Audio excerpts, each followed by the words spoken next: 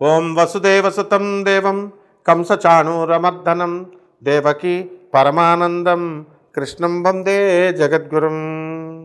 జగదేక వీరుడైనటువంటి అర్జున వారికి జగద్గురువైనటువంటి శ్రీకృష్ణ పరమాత్మ యొక్క పాదపద్మాలకు నమస్కారాలు చేస్తూ మనము ఈ రాహుకేతువుల మార్పుల వలన జరిగేటటువంటి పరిణామాలు మనం తెలుసుకుందాం. రాహుకేతువుల మార్పు మే నెల 2025 సంవత్సరంలో మే 18 నుంచి రాహుకేతువులు మారుతున్నారు. మేన రాశిలో నుంచి కుంభరాశిలోకి రాహు మారితే మరి కేతువు మీ యొక్క కన్య నుంచి సింహరాశిలోకి మారుతున్నాడు. అసలు రాహువు ఎంత ప్రమాదకరమైనటువంటి వ్యక్తి అంటే ఇంకా శనీశ్వరుడే బెటర్ ఏమో అనిపిస్తుంది. ఎందుకంటే రాహు డైరెక్ట్ ఉన్మాదమే అన్నమాట, పిచ్చికిచ్చేస్తాడు. మరి అందువల్లనే చాలామందిని చూడండి, రాహువు అని అనగానే అష్టమ రాహు ఉంటే కనుక వాళ్ళకి పిచ్చి ఎక్కడం ఖాయం అనమాట, మెంటల్ టెన్షన్స్. సో ఇప్పుడు ఎర్రగడ్డ మెంటల్ హాస్పిటల్లో ఉన్న వాళ్ళని, ఆగ్రా పాగలకానంలో ఉన్న వాళ్ళందరికీ కూడా అష్టమ రాహువే. అలాగే ఈ యొక్క కేతువును కనుక మనం తీసుకున్నప్పుడు మరణతుల్యమైనటువంటి ఫలితాలను ఇచ్చేస్తుంది.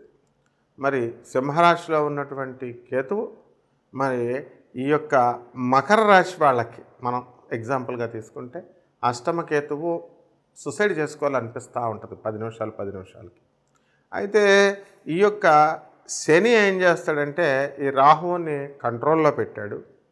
కంట్రోల్లో పెట్టి తాను ఇచ్చేటటువంటి మారకాలను కానీ తాను ఇవ్వదలుచుకున్నటువంటి కష్టాలను కానీ రాహు ద్వారా ఇప్పిస్తాడు. అలాగే రాహు అంటే ఏంటండి, కన్ఫ్యూజన్ అన్నమాట. ఆ కన్ఫ్యూజన్ వల్ల ఎవరైతే చెప్పినా వినరు, డెసిషన్ మేకింగ్ పవర్ ఉండదు. ఇప్పుడు ఉదాహరణకి మనము అష్టమ రాహు ఉన్నవాళ్ళు లేకపోతే పంచమ రాహు ఉన్నవాళ్ళను మనం తీసుకున్నట్లయితే వాళ్ళకి అబార్షన్లు అయిపోతాయి. రెండవది మనం చెప్పిన మాట ఎట్టి పరిస్థితుల్లో వినరు. వాళ్ళతో మనం ఎన్ని సంవత్సరాలు ఉన్నా సరే టైం వేస్టే. చాలామంది భర్తలు పాపం పంచమ రాహు ఉన్న భార్యలను చేసుకుంటారు. ఇంకా మీరు ఎన్నన్నా చెప్పండి, ఎన్ని సంవత్సరాలైనా చెప్పండి, వాడు మాలరు వారు చెప్పిందే చెబుతారు. కాబట్టి అటువంటి భర్తలు శుభ్రంగా నోరు మూసుకొని కాపురాలు చేస్తారు తప్ప వాళ్ళతో వాదించినా వేస్ట్ అనమాట. అంత డేంజర్ ఈ రాహు. మరి దీన్ని ఎవరండి మరి దీన్ని సప్రెస్ చేసేది అంటే గురుగ్రహం సప్రెస్ చేస్తాడు. అంటే గురువు అంటే నాలెడ్జ్ ఎప్పుడైతే వస్తుందో, వాస్తవికత అనేటటువంటిది ఎప్పుడైతే తెలుస్తుందో అప్పుడు ఆటోమేటిక్గా కన్ఫ్యూజన్ అనేది పోద్ది. అందువల్ల లాజికల్గా చెప్పాలంటే కాబట్టి రాహువుని సప్రెస్ చేయడం కోసం మనము గురువు అనుకూలత మనము పెంచుకోవాలి. అంటే ఏంటంటే ఏదో గురుగ్రహానికి ఏదో పూజలు చేసేయడమో లేకపోతే పసుపు కుంకాలు వేసేయడమో అలా కాదు. మనకి గురువులు ఉంటారు. మీకు చిన్నప్పుడు పాఠాలు చెప్పిన గురువులు అవ్వచ్చు, లేకపోతే ఆధ్యాత్మిక గురువులు అవ్వచ్చు, జ్యోతిషము ఇవన్నీ చెప్పేటటువంటి వాళ్ళు ఎవరైతే యథార్థమైన జ్ఞానాన్ని, వాస్తవికమైనటువంటి జ్ఞానాన్ని, ట్రూత్ని, ఎగ్జాక్ట్ అబ్జల్యూట్ ట్రూత్ని ఎవరైతే అందిస్తారో అటువంటి వాళ్ళు చెప్పేటటువంటి మాటలను బట్టి మీకు ఈ రాహు సప్రెస్ అవుతాడు. అప్పుడు కన్ఫ్యూజన్ పోతుందన్నమాట. ఈ గురువు చెప్పేటటువంటి మాటలు యథాతథంగా మీరు ఫాలో అయితే సరిపోతుంది, కన్ఫ్యూజ్ అయిపోతుంది. ఈ విధంగా మనకి ఇప్పుడు ఈ రాశులు, ఈ రాహుకేతువుల మార్పుల వల్ల 12 రాశుల వారికి ఎలాంటి మార్పులు తీసుకొస్తుందో మనం ఒక్కొక్క రాశి వారిని చూద్దాం. ధనుస్సు రాశి. ఈ ధనుస్సు రాశి వారందరికీ కూడా ఈ రాహుకేతువు దీనివల్ల మార్పు వల్ల ఏమవుతుందంటే చక్కటి యోగాన్ని ఇస్తుంది రాహు మార్పు. సోదరుల యొక్క అభివృద్ధి, విదేశాలలో వీళ్ళకి అందరికీ కూడా ఉన్నత ఉద్యోగాలు రావడం, ఆ తర్వాత ఈ యొక్క విదేశీ సంబంధమైనటువంటి వ్యవహారాల్లో లాభాలు, ఎక్స్పోర్ట్స్ ఇంపోర్ట్స్ బిజినెస్ల్లో వీళ్ళంతా కూడా చాలా ఉన్నతంగా చాలా దూసుకెళ్ళిపోవడం అనేటటువంటిది జరుగుతుంది. ఇకపోతే ఈ యొక్క కేతుగ్రహము అనేటటువంటి దాని మార్పు వల్ల మనకి చక్కగా ఉద్యోగంలో స్థిరత్వము, ఆ తర్వాత మిస్టిక్ అండ్ అకల్ట్ సైన్సెస్ మీద ఇంట్రెస్ట్ ఇవి రావడం అనేటటువంటివి జరుగుతాయి. వృత్తి, వ్యాపార, ఉద్యోగ విషయాల్లో చక్కటి డెవలప్మెంట్ అనేటటువంటిది కనబడుతుంది. అంటే రహస్యంగామైనటువంటి వృత్తిలో సిబిఐ, పోలీస్ డిపార్ట్మెంట్ ఇలాంటి డిపార్ట్మెంట్స్లో ఉద్యోగాలు చేస్తున్నటువంటి వాళ్ళంతా కూడా చాలా చక్కగా ప్రమోషన్స్ రావడం అనేటటువంటిది జరుగుతాయి అన్నమాట. అదేవిధంగా మరి ఈ యొక్క ధనుస్సు రాశిలో మరి గురువు బలం కూడా మనకి పెరగడం ద్వారా అంతా కూడా పలుకుబడి ఇన్ఫ్లుయెన్స్ అనేటటువంటిది బాగా పెరుగుతుంది. అలాగే ఈశాన్య దిక్కుల్లో ఉన్నటువంటి గౌహటి ఇలాంటి ఊర్లలో వీళ్ళు వెళ్ళడము అనేటటువంటివి జరుగుతాయి. అటు నుంచి చక్కటి వ్యాపార లావాదేవీలు అనేటటువంటివి జరుగుతాయి. ఈ ధనుస్సు రాశి వారిలో చాలామంది మరి వివాహేతర సంబంధాలు ఉన్నటువంటి వాళ్ళు యుద్ధ ప్రాతిపదికన వాటిని మానేయకపోతే వాళ్ళందరూ కూడా మరి మీకు ఇబ్బంది పెట్టేటటువంటి అవకాశాలు మీకు కనబడుతున్నాయి. అలాగే ఈ యొక్క ధనుస్సు రాశి వారి ప్రేమ వ్యవహారాల్లో చాలా స్పీడ్గా ఈ రాహుకేతువుల మార్పుల వల్ల జరుగుతాయి. మరి చాలా అంటే గతంలో కంటే కూడా ఒక ఈ ఎక్కువ పర్సంటేజ్ ఇంక్రీజ్, చాలా 20% ఇంక్రీజ్ అనేటటువంటిది ప్రేమ వ్యవహారాల్లో కనబడుతున్నాయి. కాబట్టి ఈ ధనుస్సు రాశి వారంతా కూడా అరటిపళ్ళ పంట, మా ఈ యొక్క బత్తాకాయల పంట ఇలాంటి పంటని మీరందరూ కూడా వేయడం ద్వారా కమర్షియల్ క్రాప్స్ అంటే వెజిటబుల్స్ మీద ఎక్కువ దృష్టి కనుక పెట్టినట్లయితే మీరు చాలా జాగ్రత్తగా అధికమైనటువంటి లాభాలు తీయడానికి అవకాశాలు ఉంటాయి. అలాగే రైతు చాలా చక్కగా డెవలప్ అయిపోవడం జరుగుతుంది. అండ్ అతను ప్రైవేటు వ్యక్తుల దగ్గర కానీ బ్యాంకుల్లో కానీ చేసినటువంటి అప్పులన్నీ కూడా వీళ్ళు తీర్చేయడం అనేటటువంటిది జరుగుతాయి. రైతు ఖరీదైనటువంటి వస్తువులు కాస్ట్లీ గ్యాడ్జెట్స్ని వీళ్ళు ఇళ్లల్లో కొనడం అనేటటువంటిది జరుగుతాయి. ఇక మంత్రాలు, భూతాలు, దెయ్యాలు అనేటటువంటిది ఈ ధనుస్సు రాశి వారి పైన ఎక్కువ ప్రభావం ఉండడానికి అవకాశం ఉంటాయి. అంటే మాకు చేతబడి చేశారనో లేకపోతే మాకు చిల్లంగి ఈ యొక్క వశీకరణం చేశారనేటటువంటి అనుమానాలతో ఉంటారు.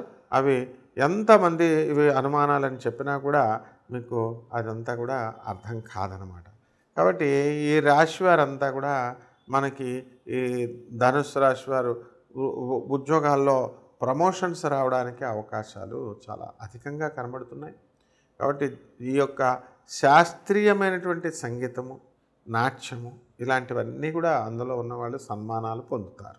ఈ రాహు కేతు గ్రహాలను మనము శాంతి చేసుకోవడం కోసం కొన్ని పరిహారాలు మనం చేసుకోవాల్సినటువంటి అవసరం ఉందండి.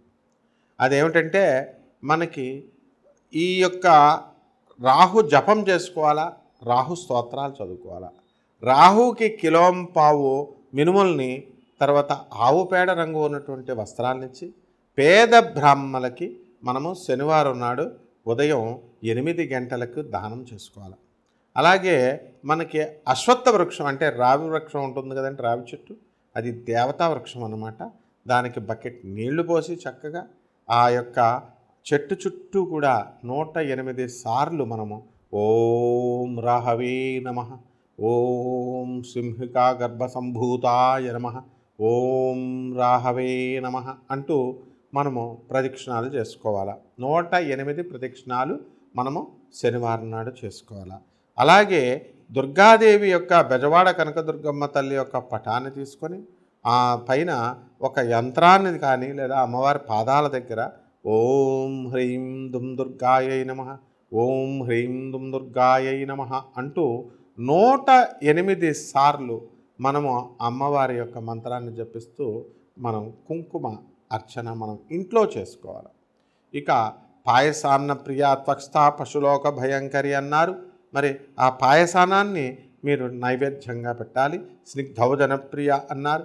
అందువలన దానిపైన చక్కగా ఇంత ఆవు నెయ్యిని నైవేద్యంగా పెట్టాలి. ఇకపోతే కేతువు కోసం కేతు ఈ యొక్క జపం చేసుకోవాలా, స్తోత్రాలు చదువుకోవాలా. కేతువుకి కిలోంపావు ఉలవల్ని ఆ తర్వాత అన్ని రంగుల వస్త్రాన్ని ఇచ్చి పేద బ్రాహ్మణులకి మనము ఏం చేయాలండి, సోమవారం నాడు ఉదయం 7 గంటలకి మనము చక్కగా ఈ యొక్క దానం చేసుకోవాలి పేద బ్రాహ్మడికి. అంతేకాకుండా ఉలవ చారును కాసి మరి పెరుగుతో మొత్తం అక్కడ ఉన్నటువంటి పేదవాళ్ళు, అనాథలు, వృద్ధులు, సాధువులు ఎవరైతే ఉన్నారో వాళ్ళకి అన్నదానం చేయడం ద్వారా మీకు ఈ కేతుదోషం పోతుంది. అంతేకాకుండా మనము గరిక గడ్డిని తీసుకొని గరిక గడ్డితో ఓం గణేశాయ నమః అనేటటువంటి మహామంత్రంతో మనము గణపతి ఆరాధన చేయాలి. ఆ విధంగా చేసిన తర్వాత చక్కగా గణపతి మహారాజుకి లడ్డూల్ని కానీ మరి కుడుముల్ని కానీ నైవేద్యంగా పెట్టి మనం సోమవారం నాడు కనుక చేసినట్లయితే ఈ కేతు దోషం కూడా పోతుంది. ఇకపోతే జంట నాగులు ఉన్నటువంటి చోట ఎక్కడైనా సరే, ఏ గుడిలో అయినా సరే, మీరు చక్కగా వాటి మీద పాలు పోసుకొని పంచామృతాలతో మీరు ఓం రాహవే నమః, ఓం కేతవే నమః అంటూ చేసుకోవాలి. అలాగే నీళ్లతో అభిషేకం చేసుకోవచ్చు మీకు మీరుగా. అలాగే ఆ పడగ, ఈ యొక్క జంట నాగుల పడగ ఉంటే ఆ పడగని మీరు ఇంట్లో పెట్టుకొని చక్కగా ప్రతిరోజు కూడా, ముఖ్యంగా సోమవారము శనివారం నాడు ఈ ఈ విధంగా అభిషేకం చేసుకోవాలి. అలాగే మనము ఒక రాగి చెంబులో చక్కగా పసుపు, కుంకుమ, అక్షతలు, పైన ఒక పుష్పాన్ని, గులాబీ పుష్పాన్ని కానీ లేదా చామంతి పుష్పాన్ని కానీ, ఆ సీజన్లో దొరికేటటువంటి దాన్ని మనం తీసుకొని ఆగ్నేయ మూలంలో మనం పెట్టాలి. ఆగ్నేయ మూలంలో పెట్టిన తర్వాత చక్కగా ఈ యొక్క రాహుకేతువుల్ని స్మరించుకున్నట్లయితే సకల దోషాలు పోయి మీకు ఈ సంవత్సరంన్నర పాటు కూడా మీరు సుఖశాంతులతో ఉంటారు. ఇల్లు లేనటువంటి వాళ్ళు ఇల్లు కొంటారు, పెళ్ళాలు లేనటువంటి వాళ్ళకి పెళ్ళాలు వస్తారు, మొగుళ్ళు లేనటువంటి వాళ్ళకి మొగుళ్ళు వస్తారు, పిల్లలు లేనటువంటి వాళ్ళకి కవల పిల్లలు పుడతారు. ఇందులో శాస్త్రం చెప్పేది.